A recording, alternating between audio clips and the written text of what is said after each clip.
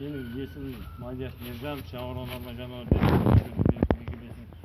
Erkür'ün basasını ben aktaramın. Arkaya yesimde arkar.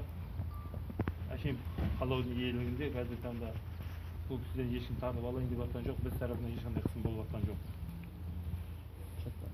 Kujatların zаңда сөрүжүнүндө түшүндүрмө журттан жүрүп жатырмыз. Мен Беркинбаев Нурлан Жуманазарұлы, аудандық ветеринария бөлімінің басшысымын.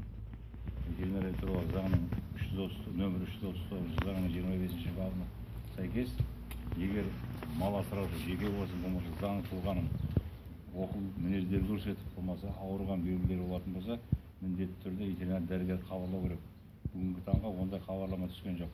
Қазіргі таңда осы Арков есімді жануарды көргелі бері клиникалық бақылауда дені сау екенін анықталып тұр. Ешқандай Солай өзің айтып. Қасында өзің. Бұл жануарды енді тауға жылқы іздеп барып, былтыр жетісінде тастың арасында жаңағы шалажан сар болып жатқан жеріне тауып алдым.